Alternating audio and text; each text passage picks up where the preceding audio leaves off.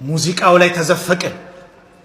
ሙዚቃ ሰርጋችን ላይ ምን ከፍተው ሙዚቃ ነብዩ ሰለላሁ ዐለይሂ ወሰለም በሐዲሳቸው የከለከሉ ሰዎች ዛሬ ሙዚቃን ሐላል ለማድረግ የሚጣጣሩበት የሙዚቃ አፍቃሪ ትውልድ ላይ ደርሰናል። የሚያሳየን እሱ ሙዚቃ ወዳጅ ሙዚቀኛ ለምን ተነካብኝ የሚል የሚቆጣ ማህበረሰብ ውስጥ ደርሰናል። አንድ አዝማሪ ለምን ተነካብን የሚል ከነብዩ ሰለላሁ ዐለይሂ ወሰለም ጎዳና እያራቀ ከቁርአን እያራቀ ሙእሚን የቁርአን አፍቃሪ ነው። አብዱላህ ኢብኑ መስዑድ አንድ ሰው ሙዚቃን የሚያዳምጥ ሙዚቃ ከሱ ጋር የሚኖር ከሆነ ልቡ ላይ ኒፋቅ ይበቅላል። ልክ መሬት አዛርቶችን እንደምታበቅለው ልቡ ላይ ኒፋቅ ይበቅልበታል። ኢብኑ ቀይም ምናሉ አልጊና ዳዕየቱ ዚና ሙዚቃ ማለት የዝሙት ተጣሪ ትልቅ መሳሪያ ነው።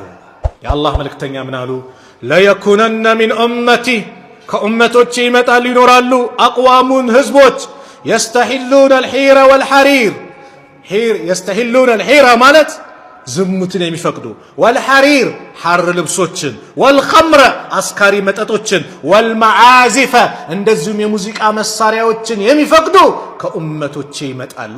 والله ከራሴ ጀምሮ ስታዘበው ቁርአንን አኮረፍ ነው። ዚክር ለማድረግ ከበደን። 30 ደቂቃ አላህን ደብዳቤ ለማንበብ ከበደን። በቲክቶክ ላይ የሆነችን ሙዚቃ ስንከታተል ማላ ያኒ የማይጠቅም ነገር ለማየት ግን ሰዓታት ይፈጅብናል። ምንም ሳይሰለቸን አይናችን ሲል 10 እያሸነው የአላህን ደብዳቤ ግን 30 ደቂቃ ተራራ ሆነብን። እንፈትሽ ኢማናችንን፣ እንጠይቅ ኢማናችንን። እንዴት የአላህ ደብዳቤ የሰዎችን ቀልብ የሚያረጥፍ ደስታን የሚያመጣ አላ ቢዚክሪላህ ተጥመኢኑል ቁሉብ አዋጅ ንቁ አላህን በማውሳት ልቦናዎች ይረጋጋሉ የተባለበትን ጉዳይ ዛሬ ቂብላ ጠፍቶን ነው። ፎቁ አለ፣ ቤቱ አለ፣ ትዳሩ አለ፣ ንግዱ አለ፣ ስራው አለ። ደስታ ግን ራቀን፣ ጭንቀት ነው ወረረን። የፎቀነት አለ፣ ጭንቀት ነው፣ እንቅልፍ የለንም። ምንድነው ሚስጥሩ? ኢማናችንን እንፈትሽ። ሚስጥሩ ያ ነው። አላህን ርቀነዋል። በተሰጠን ነገር ማመስገን አቁመናል። ሁሌ ሩሮሮ በላ ነው የምናወራው። እናመስግነው።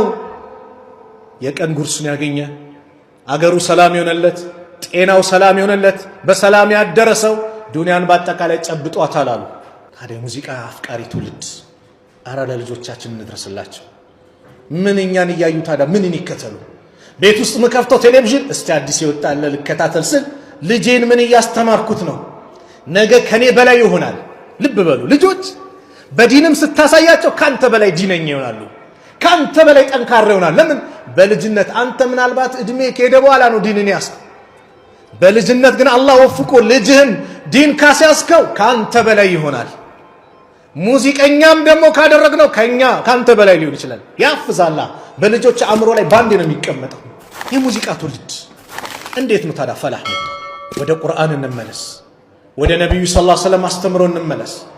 ያየነውን ነገር መጥፎ ነው እንበል። ሙንከር ነው እንበል። ጥሩን ነገር ጥሩ ነው እንበል።